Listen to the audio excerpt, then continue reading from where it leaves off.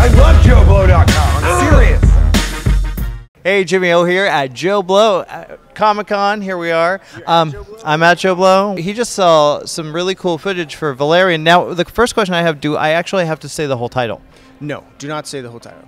Please, because I don't know if I could. Tell me what you saw. I'm like really thrilled about this. Okay, so a lot of people have been wondering for Luc Besson, where has he been since Fifth Element? Okay, I mean, for me, I love that movie. It's like a seminal movie to like my movie upbringing. It was something that was very, very influential to me. And since then, he's done, like he did Leon, he did La Femme Nikita, but really he's kind of like middled. You know what I'm saying? He hasn't really done anything that was like... He produces a lot, but not actually on directing. Right, right. So with this, though, with the footage that we saw a number of scenes. We saw 4 or 5 scenes, and we saw like kind of a sizzle at the end of those scenes. And it looks really, really damn cool. A total like throwback to the Fifth Element kind of stuff, while still incorporating almost like a comic book element, because it is based on a comic book, like a space kind of Star Wars-ish. And a lot of times people have said that the comic Valerian has influenced Star Wars itself. So, you know, now Valerian's getting its day. It's got all like the design elements, the kind of kooky, crazy, like the costumes. You know how like Fifth Element had all those weird, crazy costumes and all that shit. Like spaceships, tons and tons of creatures. Lots of different creatures, aliens of all different types, like humanoid and just like ones that are just running around. Now this is an important question. Did you see Rihanna?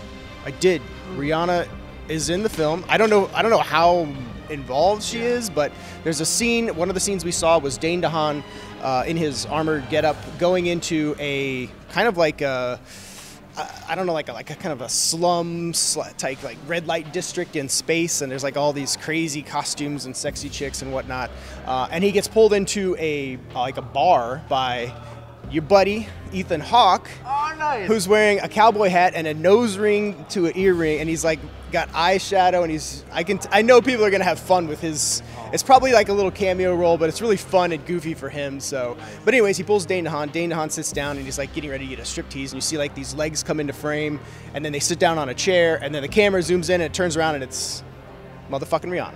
There's a scene, another scene that we saw in here where Cara Delevingne is getting escorted down a hallway, and like in the hallway and everything, just from the design, very, very reminiscent of like the whole Fifth Element design. It's got kind of that French, you know, comic book feel. It's really, really cool. Anyway, she's getting escorted. She's being taken down the hallway by these 2 guards, and she's not cuffed or anything, but then she turns to them and she's like, you know, I think you guys maybe should cuff me because I'm actually really tempted to escape right now. And they're like, oh, okay. So they turn around, start to attempt, and then she's like beats the shit out of them. We saw another scene which is a very brief one, where Dane DeHaan is basically, he's being led by radio. They have like these little radio transmitter things on their neck. I assume that's what it is they are wearing. But anyways, he has somebody like talking to him and like leading him through a hallway, and he gets to the end point of a hallway, and the voice is like, hey, that's where you're supposed to go. He's like, it's a wall, I can't go through there. But then there's a payoff after they cut from that scene and they show the sizzle reel.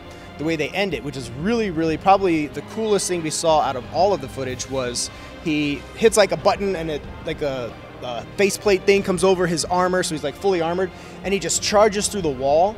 But he doesn't just charge through that wall, he charges through another wall, another wall, another wall. But every time he charges through a wall, it's like he goes into another world. The other thing that Luc Besson told us, which was interesting, is I asked him if, you know, this was a one and done film or if he's looking to do a franchise, and he said he would do 10 more. He's been trying to do it for a long time, and the reason that what's taken so long was basically that he was worried about the effects, you know what I'm saying? Like, because it's so many creatures and worlds and all this other stuff, and he didn't think he could do it. But Avatar was kind of the game changer for him, because James Cameron showed that you could do that. It is in 3D, but it is not shot in 3D. And there's a reason for that, and Besson was saying that his style of shooting, which is much more fluid, you know, he likes to do a lot of different angles and shit like that, does not work well with the 3D cameras, which, as you know, they're like very big, heavy, clunky, and he was saying, you know, like for somebody like Christopher Nolan, who has a very like kind of like smooth style, they work for him. He could do that, but Besson's like, hell no. That's it. That's our first report. I think that's the first one we've done. Have we done more? Have I missed them? We're doing another one today. We're doing another one today, so you'll see us later.